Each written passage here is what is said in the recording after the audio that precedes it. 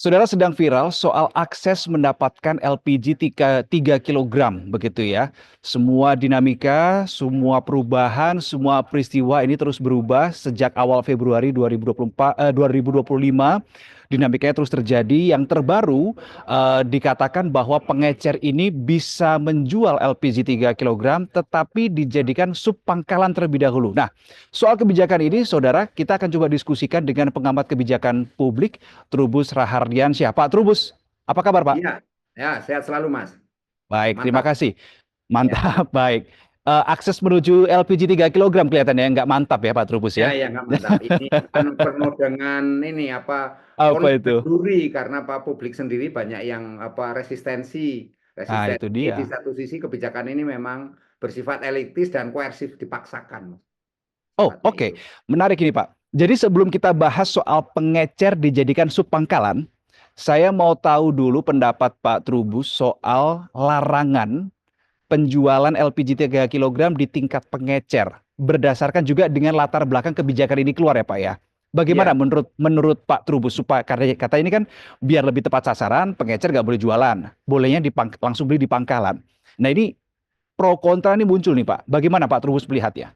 iya, kebijakan publik itu kan ada sisi positif, ada sisi negatif, ya. Ya, Sisi positifnya sebenarnya kan pemerintah berusaha untuk apa menata ulang mengenai pelayanan penjualan gas melon 3 kilo itu. Karena apa? Gas melon 3 kilo itu di lapangan itu banyak terjadi penyimpangan.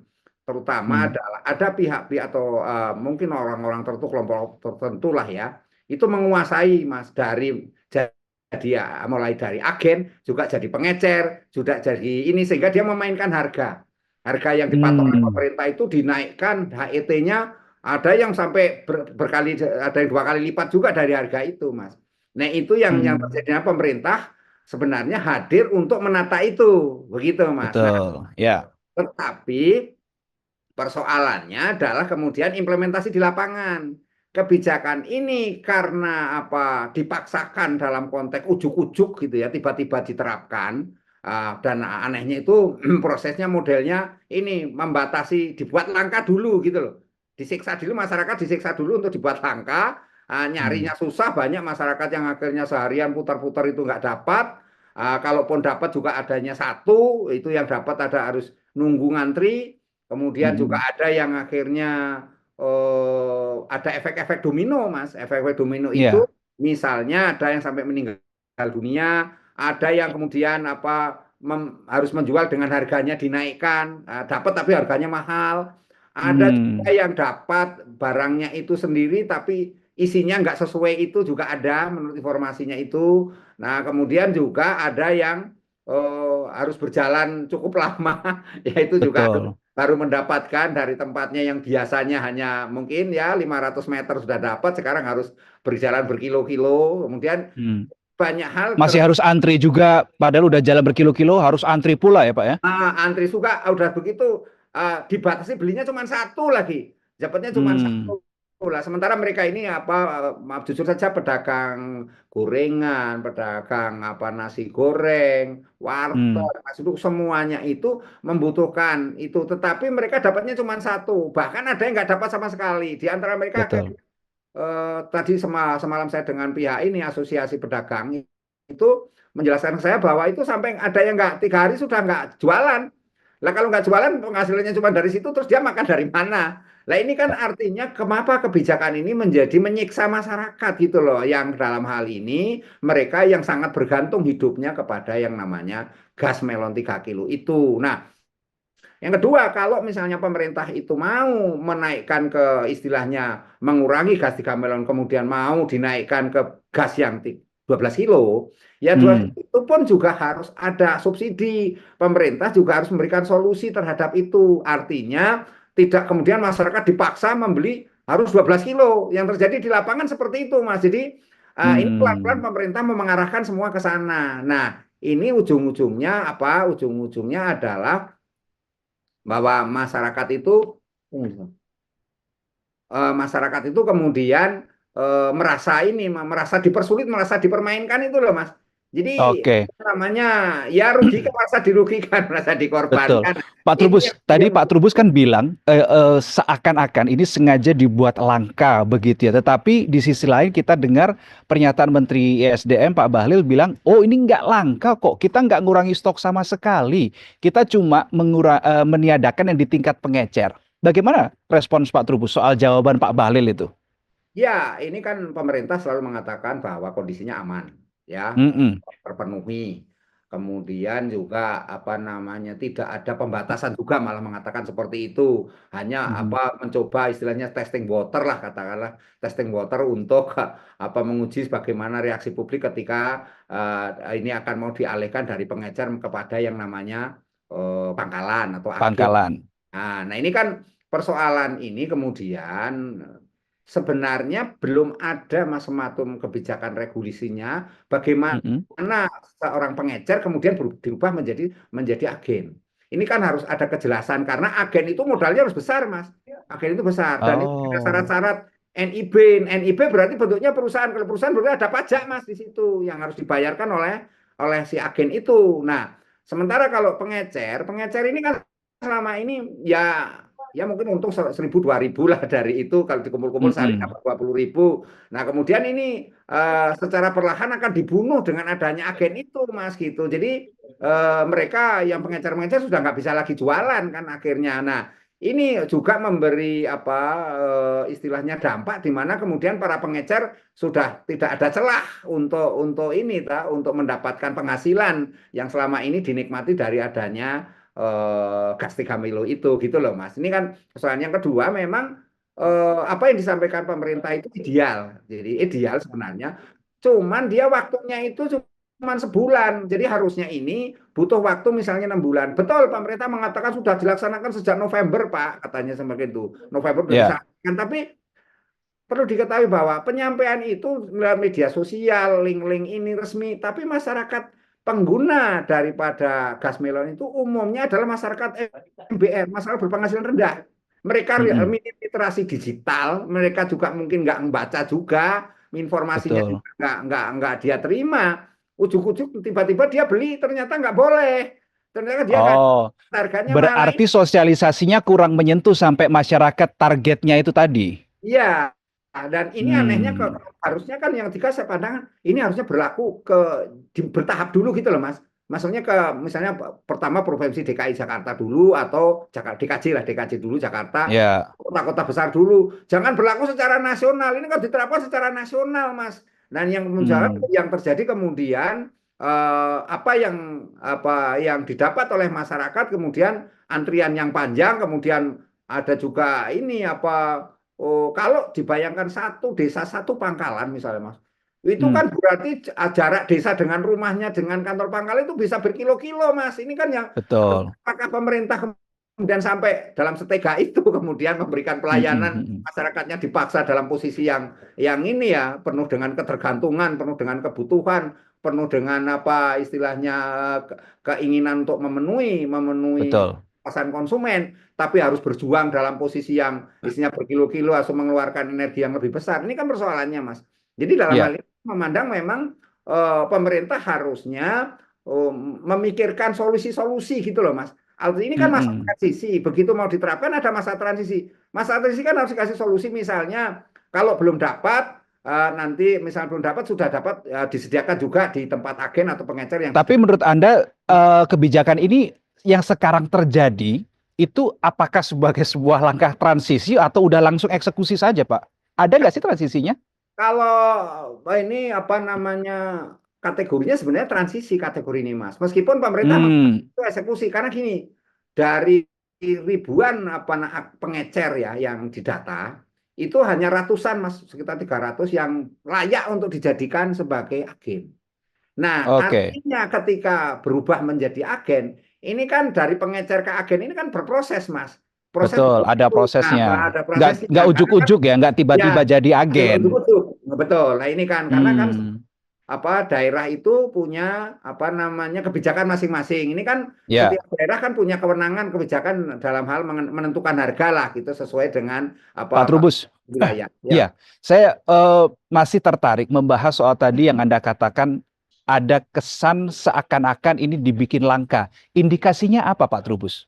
Nah, indikasinya itu apa mulai sebelum apa namanya ya Imlek itu ya masyarakat sudah Ya. mulai langka kemudian didapat sudah mulai susah sampai akhirnya terjadi antrian-antrian begitu. Ini Hmm, kan kondisi yang kemudian tidak boleh kalau kemudian artinya bertentangan dengan pernyataan pemerintah sendiri artinya dari apa pemerintah ISDM maupun dari pihak Pertamina sendiri yang mengatakan stok aman stok tersedia semuanya tidak ada yang kurang tapi pernyataan-pernyataan di media dari para apa namanya pengecer itu ya, mengatakan memang ini yang didapat sedikit Mas. Kalau dulu kan dia betul. minta berapapun dikirim, kurang Ya. 100 dikirim. Sekarang enggak, jatahmu cuma 100 ya sudah 100. Akhirnya yang kemudian ketika Oh, belinya banyak ya lebih dari 100 ya ujung-ujungnya yang angkat tangan kan gitu, nggak bisa memenuhi karena dia sendiri secara rumah tangga, secara kebutuhan kan dia juga membutuhkan sendiri juga, Mas gitu. oke, oke. Oke, baik Pak Trubus. Jadi yang terbaru juga, kalau tadi kan Pak Trubus bilang pengecer ini mau dijadikan agen atau Hmm, pangkalan begitu ya. Nah, ya, yang kami baca dari pihak Pertamina mengatakan bahwa para pengecer ini nanti boleh kok jualan LPG melon 3 kilogram, tetapi jadi sub agen. Nah, bukan agen Pak, sub agen begitu ya. ya, Ini dari segi diksi, apa bedanya dan tepatkah jika para pengecer ini dijadikan sub agen Pak?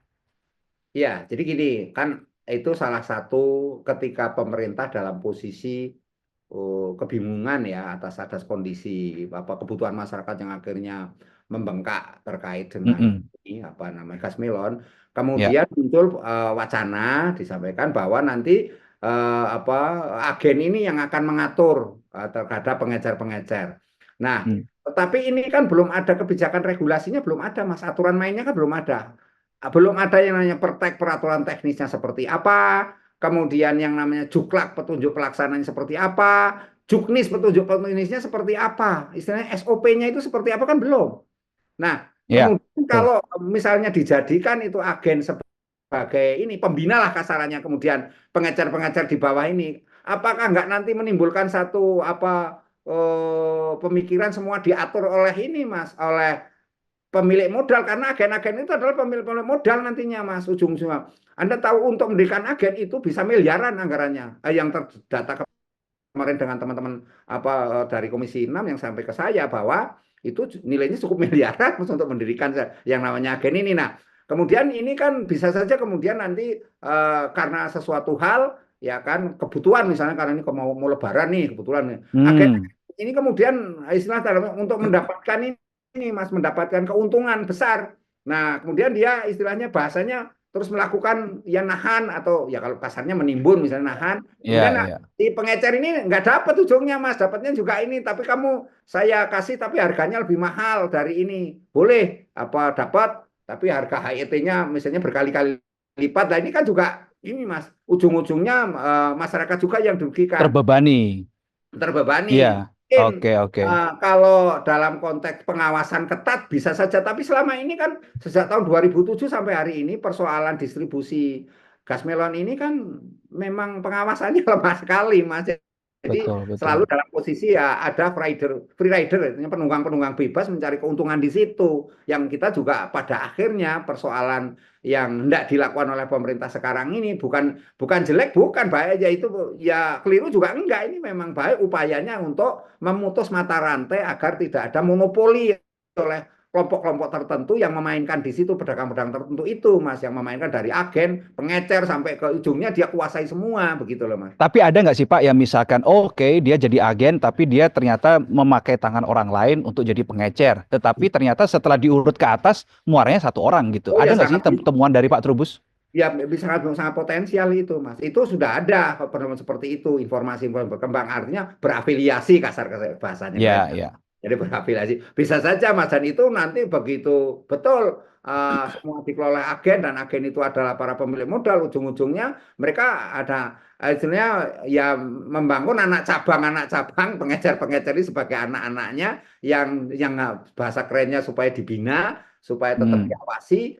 Nah, maka mereka kemudian ada unsur mau tidak mau ada unsur pemaksaan di situ, Mas. Harganya kemudian dimainkan di situ. Mungkin juga apa namanya sisi sisi-sisi apa distribusinya juga dibuat apa langka, kan bisa saja Mas, segala sesuatu bisa dilakukan meskipun pemerintah mengatakan, ini pemerintah loh ya berdalih kalau dengan agen kan mudah diawasi, kalau ada bisa Ya. ditindak, kalau ada. Sekarang pertanyaannya, jaminan dari mana bisa melakukan ini sementara agen itu swasta, Mas? Apakah pemerintah bisa melakukan ini kepada yang namanya swasta? Kan nggak bisa, Mas. Dia bisanya mengendalikan, Hmm. bisa hanya mengatur saja. Kalau memaksa kepada ini, ya kecuali mau ini kita proses hukum aja secara ini, untuk proses hukum juga nggak mudah, Mas. Kan butuh waktu ini kan proses investigasi sampai kepada bukti-bukti penemuannya itu. Jadi saya rasa ini sesuatu inilah apa penjelasan terlalu politis menurut ya narasinya, sehingga sangat sulit untuk diterima publik dalam konteks bagaimana kemudian agen-agen itu bisa istilahnya dalam jujur, ya, kemudian Ya. transparan, kemudian akuntabel, tanggung jawab terhadap keberadaan pengecer-pengecer yang nantinya menjadi bawahannya atau binaannya. Ini yang menurut saya menurut itu yang harus diperjelas dengan aturan yang ada itu, Mas. Oke, Pak Trubus, temuan kami hari ini tanggal 4 Februari 2025 adalah begini, Pak. Jadi, yang pertama di Ciledug itu ada warga yang mengantri, ada truk membawa LPG melon 3 kilogram, kemudian ketika warga mau membeli, ada suara, oh tidak bisa, ini sudah ada yang punya. Pertama, di Ciledug. Kemudian di Pondok Aren, Tangerang Selatan, Banten. Warga ketika bisa beli LPG 3 kilogram bisa, tetapi mereka harus ada pembelian dulu, harus belanja dulu nih, minimal Rp10.000. Dari dua peristiwa ini, Pak Trubus, apa yang Anda baca? Yang saya baca bahwa ini ada pihak-pihak tertentu, artinya istilahnya free rider kalau bahasa kebijakan. Jadi orang yang Mhm. menunggang bebas mencari keuntungan di situ dengan apa memanfaatkan situasi yang ada, Mas. Artinya Hmm. keberadaan apa masa transisi ini kan harusnya pemerintah sudah memperhitungkan akan efek domino dari kebijakan Hmm. ini. Ini rupa-rupanya pemerintah belum mengantisipasi, Mas. Sehingga yang terjadi di lapangan liar tadi, seperti apa, ada yang harus syarat-syarat harus membeli dulu, ada syaratnya ini hanya untuk kelompok-kelompok tertentu atau dalam konteks apa namanya masyarakat tertentu. Ini kan berbahaya, Mas, nanti. Kemudian ada lagi yang membawa korban misalnya tadi disinggung juga misalnya sampai meninggal. Nah, ini kan kalau kemudian pemerintah tidak cepat melakukan evaluasi, melakukan penataan yang begitu istilahnya komprehensif, maka yang terjadi akan efek domino makin banyak, Mas. Akan ada banyak upaya-upaya, mungkin hari ini akan berkembang dengan ini kan yang terlaporkan dalam konteks namanya fenomena gunung es. Di bawahnya mungkin banyak lagi karena masyarakat kita, apalagi masyarakat berpenghasilan rendah, Mas, masyarakat miskin Hmm. lah, itu untuk lapor, untuk menyampaikan sesuatu itu kadang-kadang cukup dipendam di dalam hati, nggak ada tempat ini karena ketakutan akan dampak berikutnya atau ikutan berikutnya yang harus dihadapi, kan gitu biasanya kan seperti itu. Jadi kecuali nanti ada semacam apa advokasi ya, pembimbingan sebelumnya, entah itu dari apa cyberpungli atau apa yang dibentuk oleh pemerintah, bisa saja masyarakat itu menyampaikan unek-uneknya, menyampaikan pengalamannya. Tetapi yang jelas apa yang terjadi baik di Ciledug yang Mas Ungkapkan tadi dan daerah yang lain, ini sebenarnya masih banyak mungkin yang lain yang belum terlaporkan. Ini menunjukkan bahwa kebijakan ini membawa efek domino yang cukup cukup merugikan masyarakat, Mas. Di situ ada Oke, yang kemudian mencari keuntungan di situ. Bahasa kerennya ya ada free rider free rider. Dan mencoret lagi-lagi yang dirugikan adalah masyarakat di situ ya. masyarakat juga, Mas, itu. Oke, baik. Pak Trubus, terakhir saja. Apa yang dengan banyaknya tadi efek domino yang sudah mulai muncul, yang semakin memberatkan masyarakat, merugikan masyarakat, pemerintah nih harus apa sih langkah cepat yang harus dilakuin ini loh, supaya fenomena, problematika, polemik soal LPG melon 3 kilogram ini tidak berkepanjangan begitu. Kalau ada perbincangan sementara ini dievaluasi aja dulu, Mas. Kita pemerintah mengevaluasi Hmm. dulu kebijakan ini sambil secara bertahap melakukan kajian dulu, kemudian menyiapkan secara matang. Mungkin jangka waktunya paling tidak 1 tahun lah ya, 1 tahun, 6 bulan sampai 1 tahun ini. Pertama, pemerintah harus melakukan dua hal, setidaknya namanya sosialisasi dan internalisasi, masanya kerennya itu. Hmm. Jadi di situ intinya pemerintah melakukan komunikasi publik. Jadi menyampaikan kepada publik keseluruhan tentang harga gas melon dengan segala distribusinya dan macam-macam dijelaskan melalui pelibatan yang namanya RT RW, kelurahan-kelurahan, termasuk Hmm. ormas-ormas dilibatkan semua, Mas. Ya. Itu. Yang kedua ada informasi publik. Informasi publik diinformasikan berbagai hal kalau misalnya terjadi langka atau tiba-tiba ibu apa bapak ibu konsumen nggak dapat, itu kemana dapatnya, nyarinya kemana, kemudian harus mengakses dapat gas. Artinya tetap aja pemerintah konteksnya adalah memenuhi kebutuhan dari Ya. konsumen publik ya. Itu jadi informasi utuh disampaikan menyeluruh, mekanisme produksinya seperti apa. Nah, yang ketiga itu adalah edukasi publik, Mas. Masyarakat diedukasi bahwa membelinya itu harus melalui apa agen-agen atau apa namanya ya pengecer, kalau pengecer yang diresmikan itu untuk Hmm. dari namanya apa istilahnya pemalakan atau menghindari permainan harga atau menghindari apa isi tabung nggak sesuai misalnya dengan gasnya, karena banyak juga kan kasus-kasus ini harusnya satu tabung gas itu bisa 3 hari, bisa seminggu, kok tiba-tiba ini berapa hari kok sudah habis, itu kan masyarakat sering mengeluh juga seperti itu. Nah ini kemana mengenai kualitas ini? Nah ini kan harus diedukasi. Nah masyarakat juga diedukasi dalam konteks ketika tidak ada gas 3 kilo misalnya, ya itu nanti Anda gunakan yang 12 kilo dengan subsidi. Kalau yang 20 itu nanti untuk MBR misalnya pakai KTP misalnya, untuk yang beli 20 Hmm. kilo gitu loh Mas, untuk KTP, dan mereka dapat subsidi. Jadi pemerintah tetap mensulit. Kalau yang nggak ada KTP ya berarti harga normal.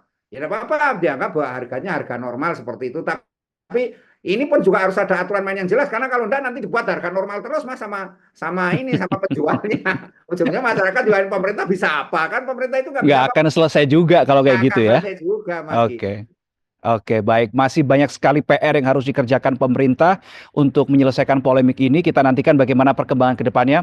Terima kasih Pak Trubus Rardiansyah, pengamat kebijakan publik, sudah berbagi sudut pandang di perbincangan kita pada kesempatan kali ini soal polemik LPG Melon 3 kilogram. Pak Trubus, terima kasih. Selamat pagi, Pak. Sama, Mas. Itu tadi saudara, kita nantikan bagaimana perkembangan ke depan. Saya mau tahu apakah Anda juga terdampak dari polemik LPG 3 kilogram? Kalau iya, bisa Anda tuliskan apa masalahnya, Anda berada di lokasi mana, kami pantau. Salam SCTV.